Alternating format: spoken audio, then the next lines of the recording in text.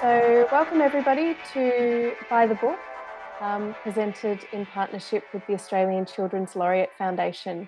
I would like to firstly respectfully acknowledge that today's conversation is taking place across unceded land, sovereign land. I'm speaking to you from the lands of the Kulin Nation, and Ursula Dubosarsky joins us from Gadigal land of the Eora Nation.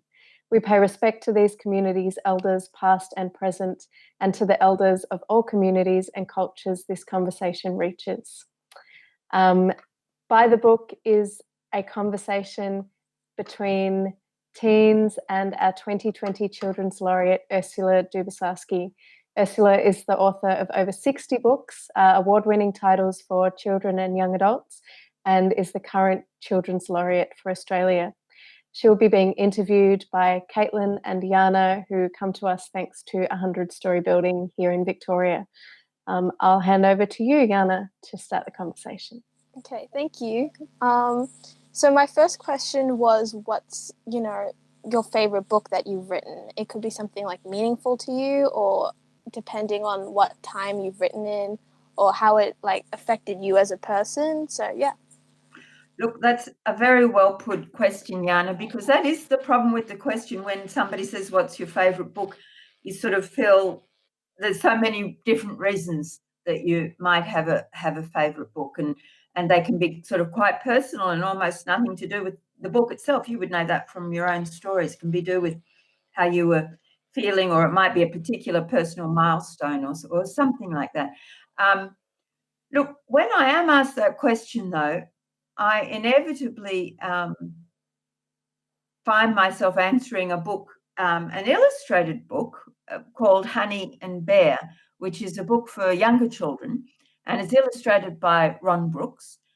And it's a funny thing. It's just when I think of that book, I get this very relaxed, warm feeling, almost like, a little puppy is running up and wagging its tail at me.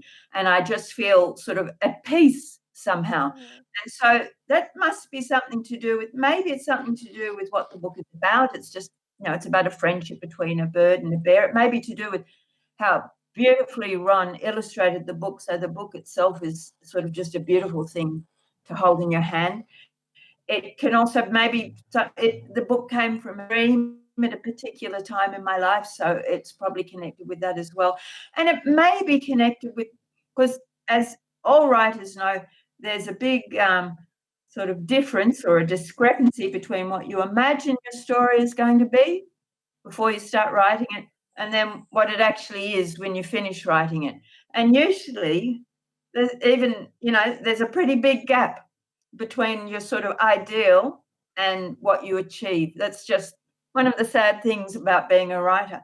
And it may be with Honey and Bear, I got a little bit closer to sort of the ideal, and that you can't really control that. That's sort of just like a bit of luck or good fortune that somehow it all comes together properly for you. So what a long answer to your very good question. I'd say Honey and Bear by me and illustrated by Ron Brooks is my favourite book. Thank you. I was just wondering, how do you engage your younger readers into your writing? Because I know that a lot of people find it challenging to read. So what techniques do you use to kind of engage those audiences? Yes, look, it can really, the answer to the question does depend a lot on I guess what I'm writing. So, for example, if I'm writing for younger children, I have a habit of imagining a group, not a single reader, but a group of younger children sitting on the floor in front of me.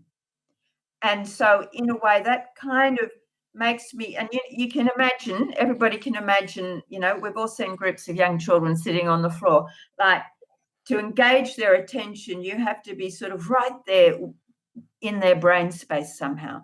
And because they are very easily, distracted, or lose, it's just sort of the nature of childhood. They sort of roll around and pull each other's hair, or, stare at the ceiling, or feel hungry, that sort of thing. So there's this sort of, that gives me a kind of urgency I guess, about the communication, that I'm right there trying as hard as I can to be in their headspace to keep their interest and their attention. And that's also to do with, that's not just to do with, making a loud noise or saying something silly, or, that's all part of it, but it's actually the way you keep people's attention. And I guess this is also for when you're writing for anybody, and older children, adolescents, adults, is you're keeping their attention in a sort of sense that you're kind of opening a door very slowly, that they want to know what's on the other side. So it's not like you've just turned on the light and here is my story. You're kind of together exploring what that story could be. So and the writer at the same time with the reader is exploring, is making that discovery. So it's not like the writer knows everything and now I'm going to tell you what I think. It's sort of like, hold my hand, come with me, and let's see what's sort of down that passageway, or what's inside that cave. That's the kind of feeling, I suppose, that I have. I mean, one more thing I should say is all my books, I think, are written, almost all of them, are written in reasonably simple language. So I do like very kind of, that's the kind of writer I am, though. That's not really to say all writing should be like that.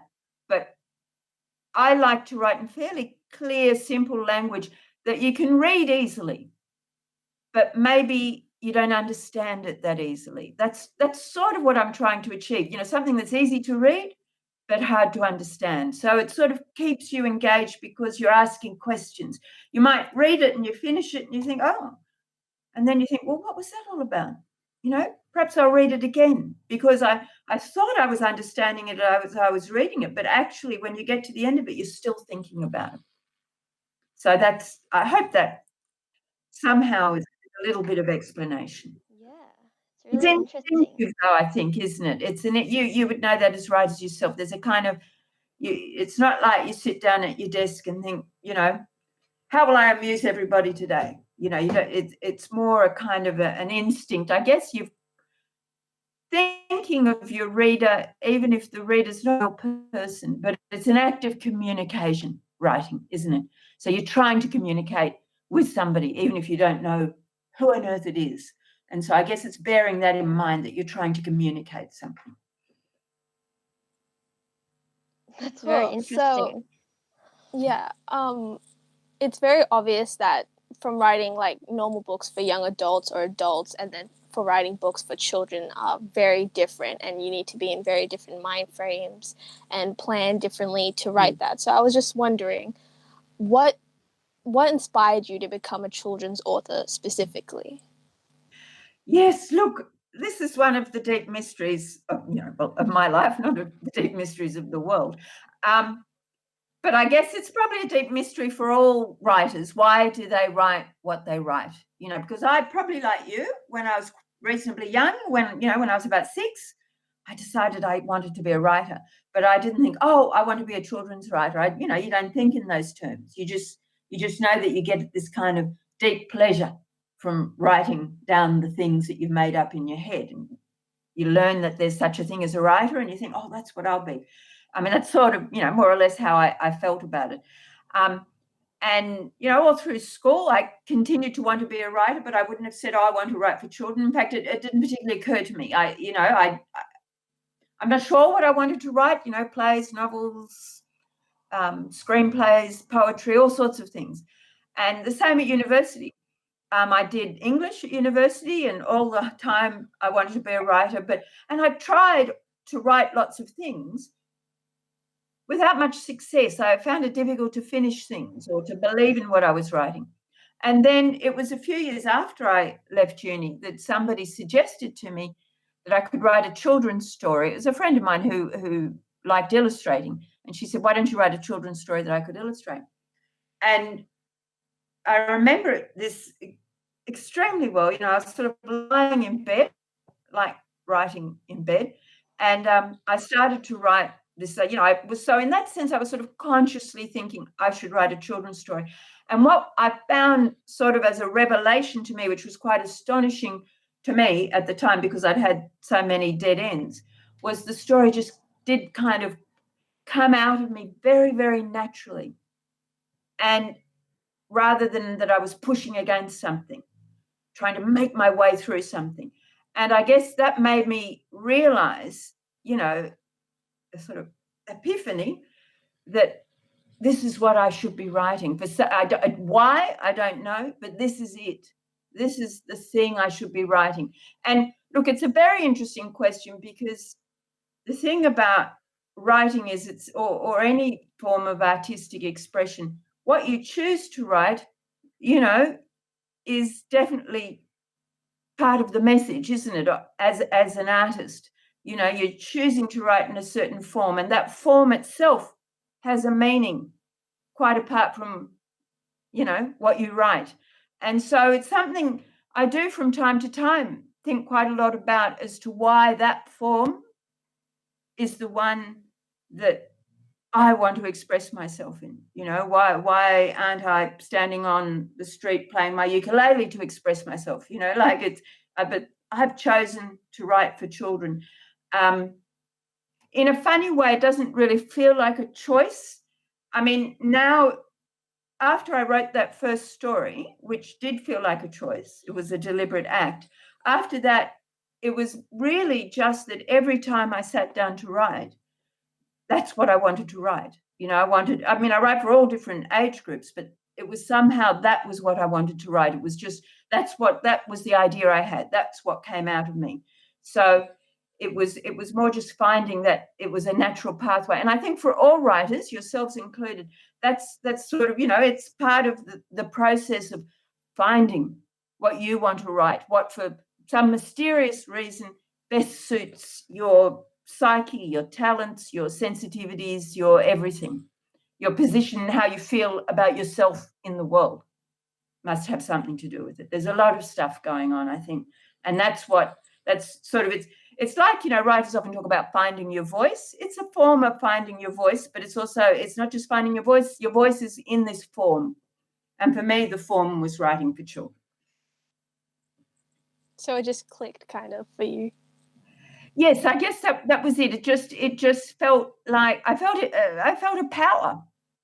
I'd have to put it that way. I felt I'd found a power. Whereas up until then, it was like my attempts to write things felt the opposite of power.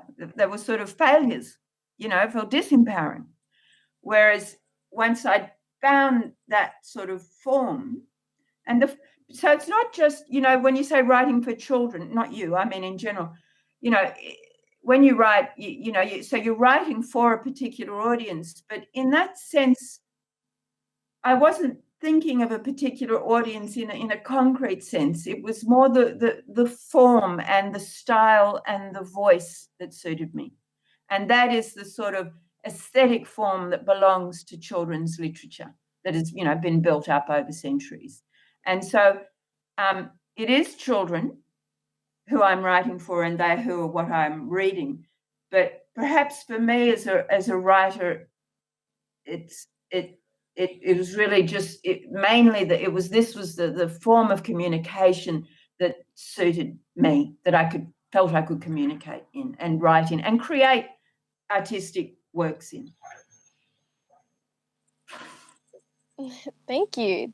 That was a beautiful answer. Sorry. It's all right.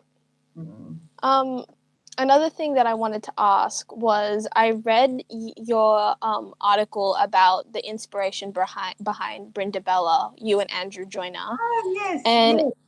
yeah, and it seemed like a really lengthy process, like a really long process to, finish the book and to come up with it. So I was just going to wonder, is that normally how long it takes to write a children's book, or is it shorter or longer? Well, it kind of depends. But and again, this is something you would totally know from your own writing. You write something. It's a bit like, when you have a dream And the next morning you wake up and you sort of think, well, what was that dream all about? And it might seem obvious that the dream was about, me, I don't know, eating a grapefruit or something.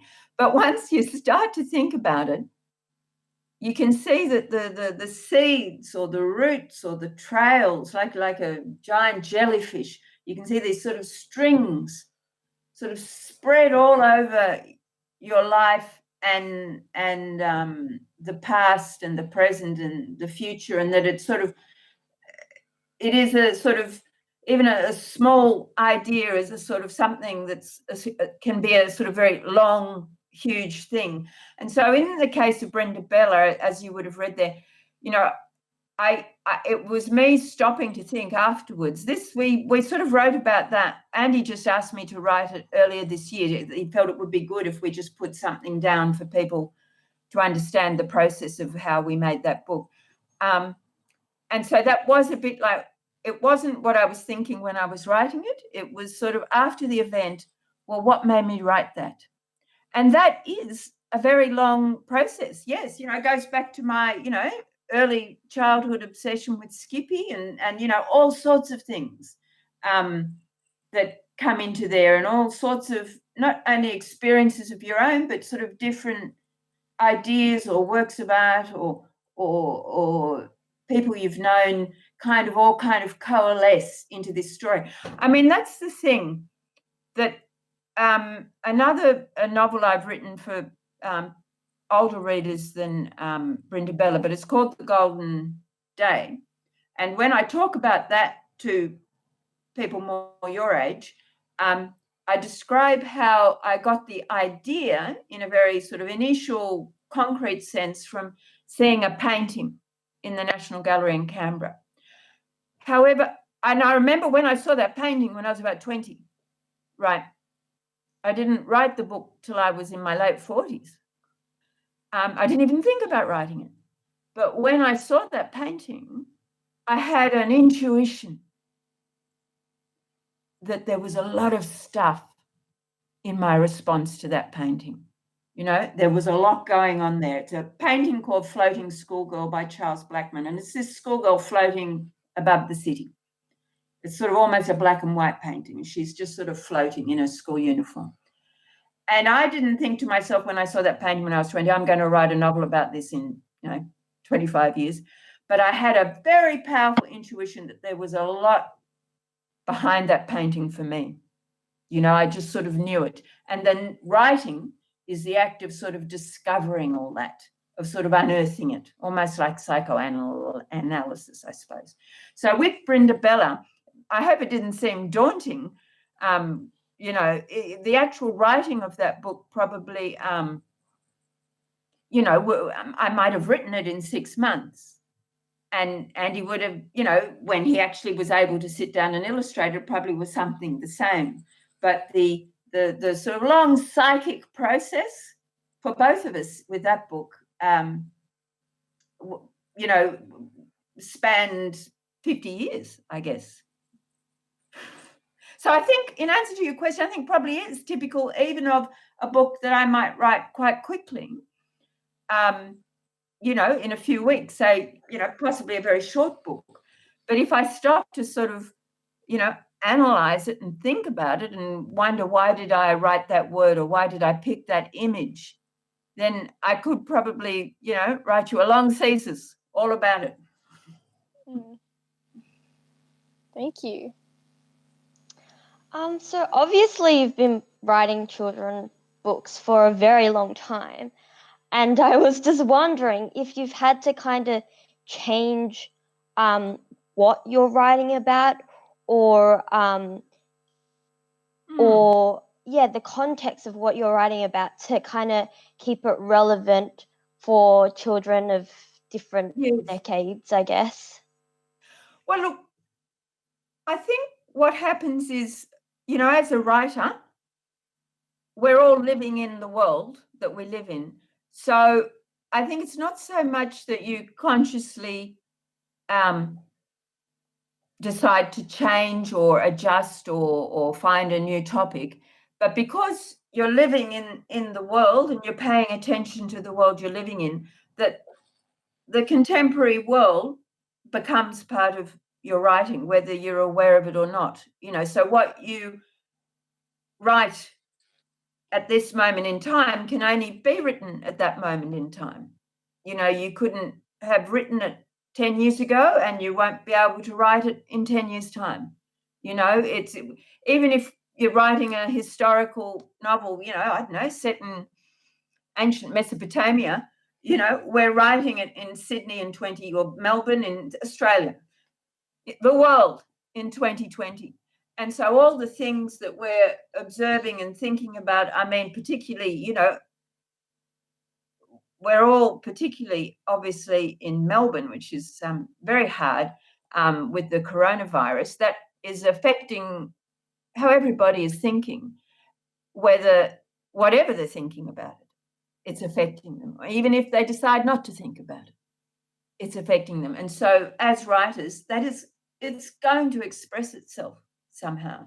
Even if you're not going to sit down and write a novel directly about, putting on my mask this morning, but it's all there seeping into you. And I think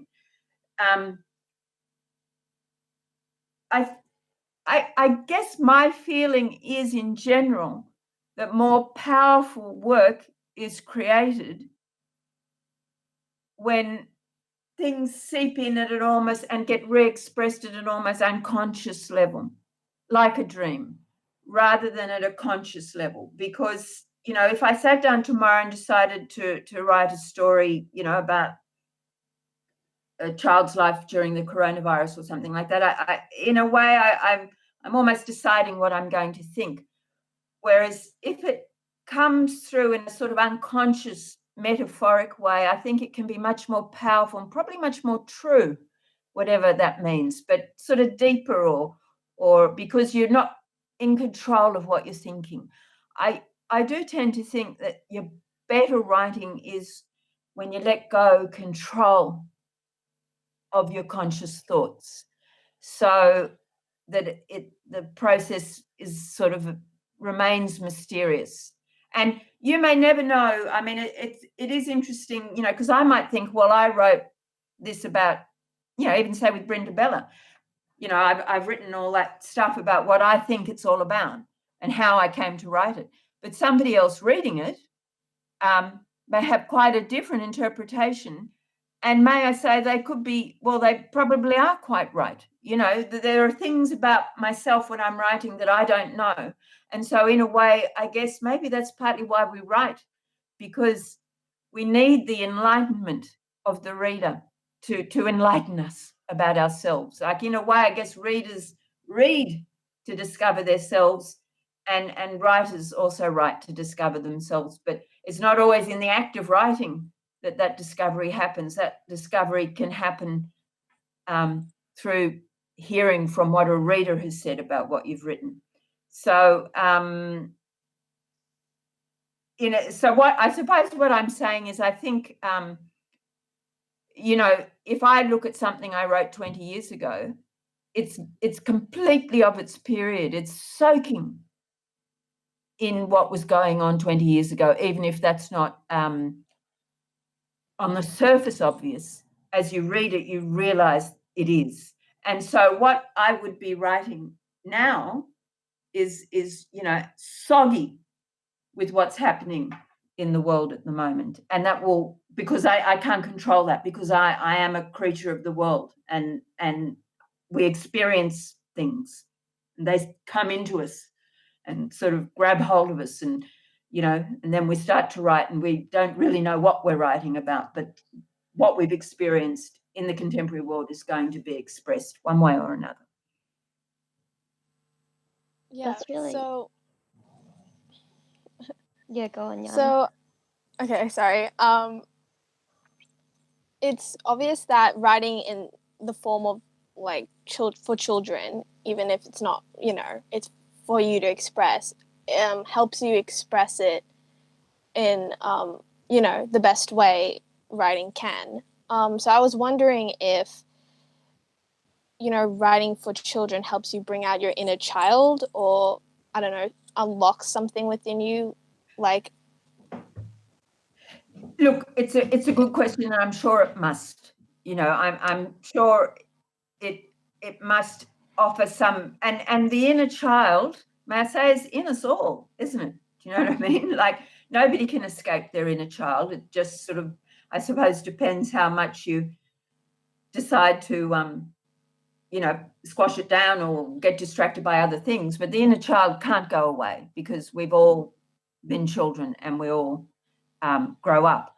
And we all respond to that inner child differently. And I suppose there must be something in people who decide to write for children who, for whatever reasons, do want to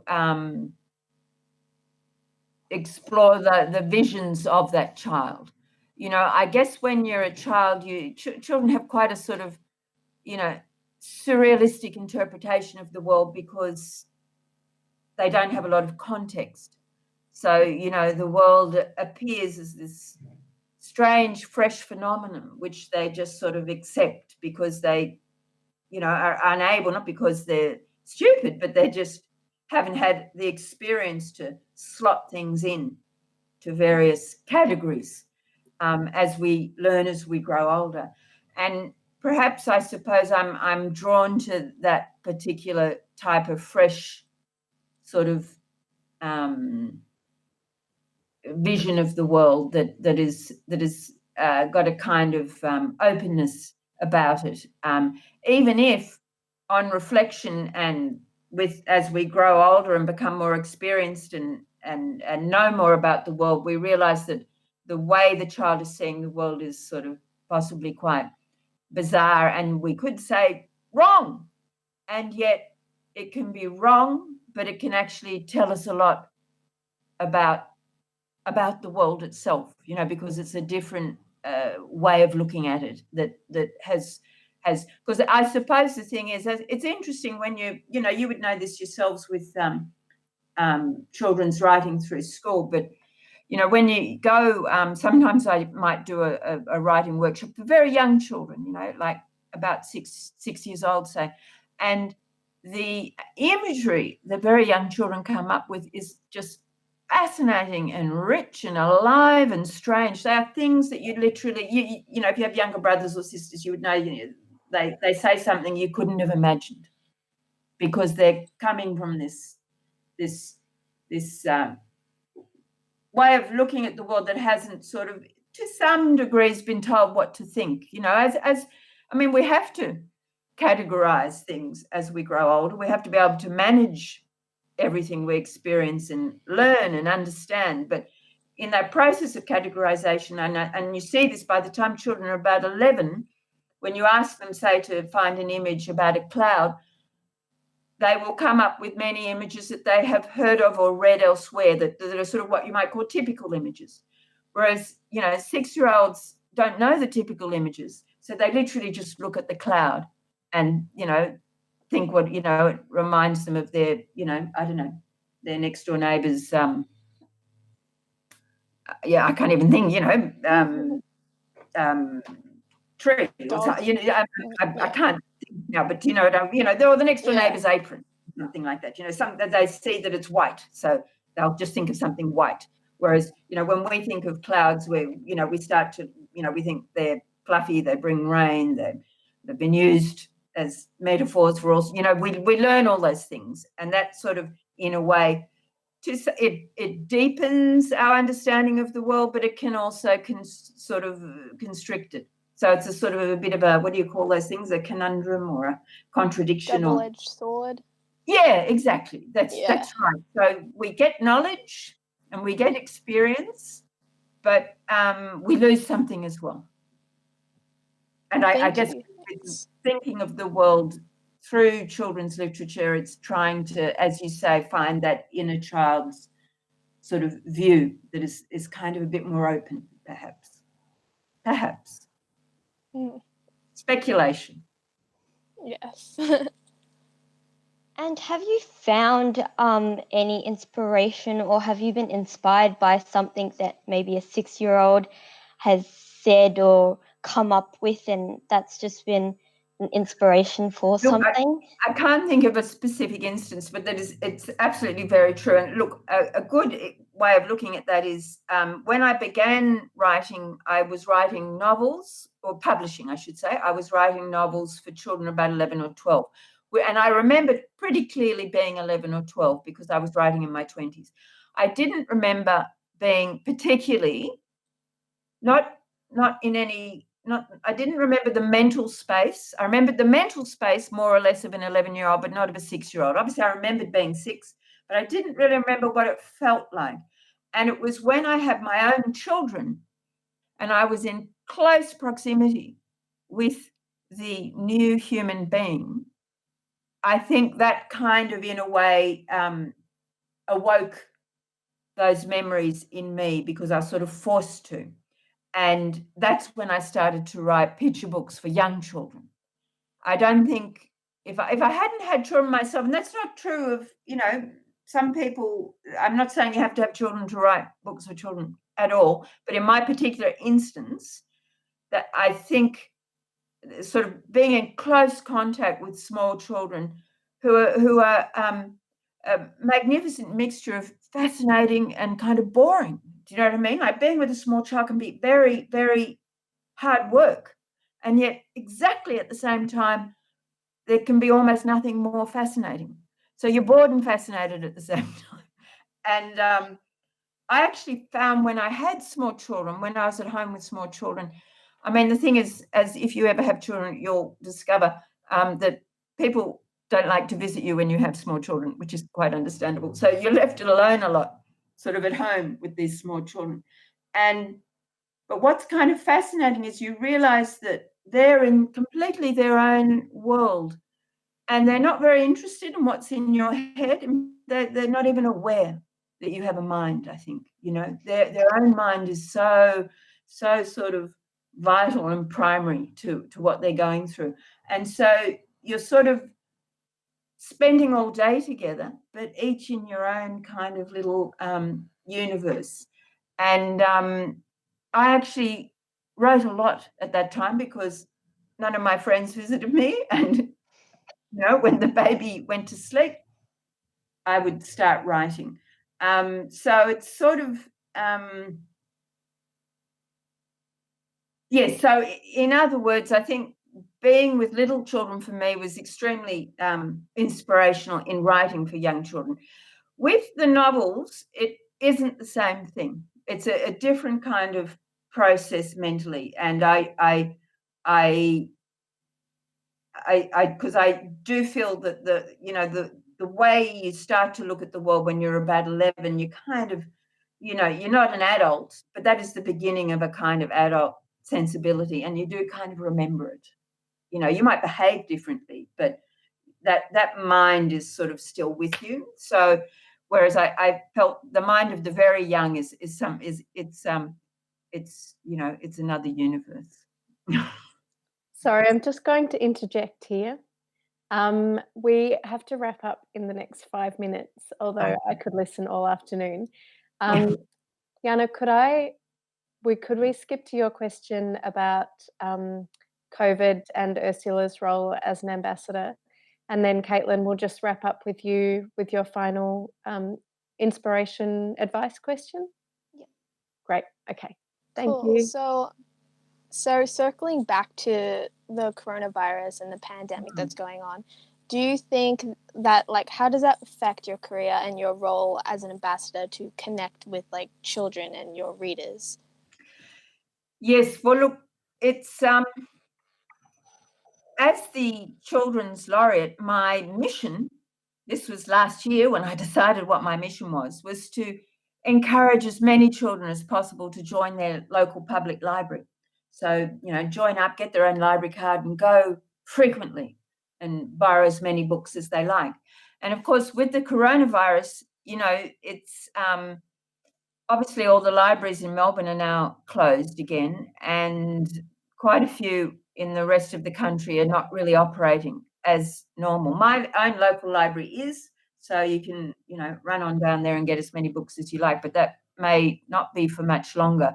So in a sense, that mission has been, it's hard for me to tell people to run down and join the library if the library's closed. And that makes me feel terribly sad. Like I am very sad about children's reading during the coronavirus, because children, you can read electronic books, but children on the whole don't read electronic books. They prefer to read, a hardcover book, or not a hardcover book, but a hard copy book, a paper and cardboard book. I mean, that's just what they prefer to read.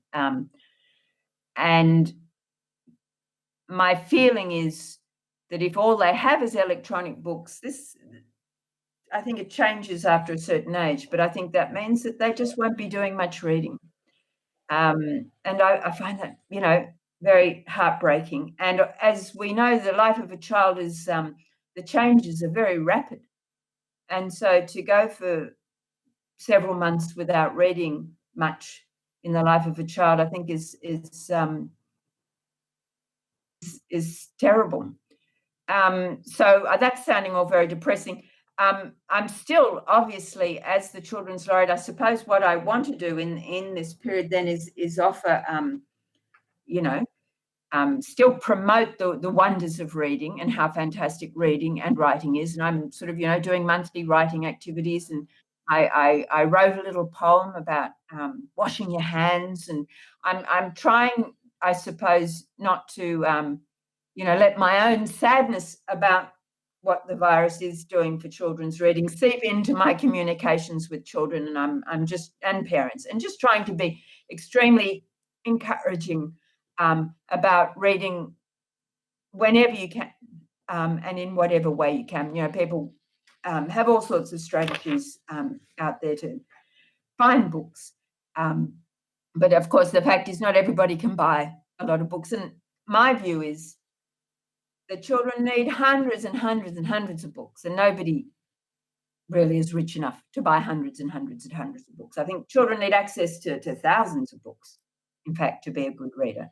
So I guess I'm just carrying on and hoping that the corner will turn, and that the libraries, which is such a wonderful free asset open to every single person, but every single child in Australia has access to free books, as many as they like, at their local public library. And that's still my main message, is it to support public libraries and, of course, school libraries and school librarians and children's librarians.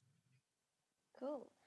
And my last question was, do you have any advice for young writers like Yanna and myself? Do you have any advice for us? Well, look, I'm always kind of uncomfortable giving out advice, because you know that each individual in a sense follows their own path, but the advice I tend to give, if I'm asked for writing advice, it's the thing that helped me most, I suppose. And I say to people, whatever you're writing, whatever it is, whether it's a poem, a story, a play, an essay, whatever, finish it. Because it's incredible what you learn by finishing something. The reason people stop is because it's not going very well and they can't work out how to make it better.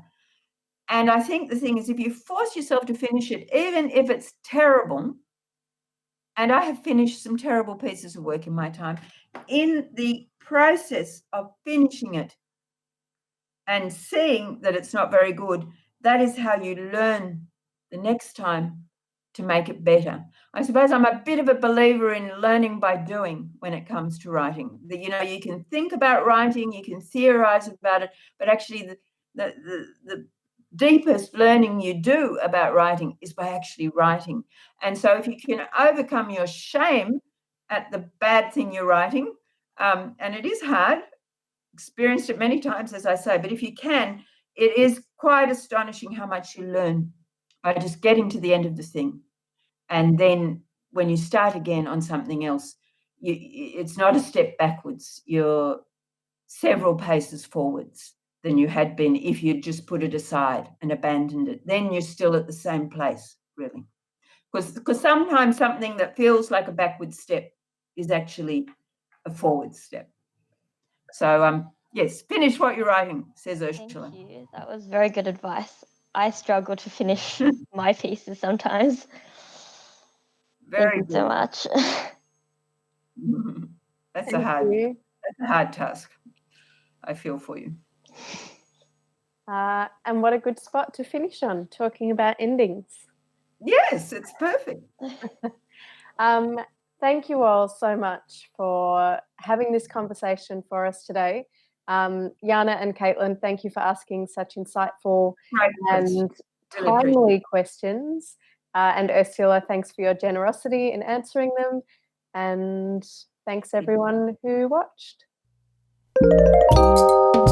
Visit wheelercentre.com for the best in books, writing and ideas from Melbourne, Australia and the world.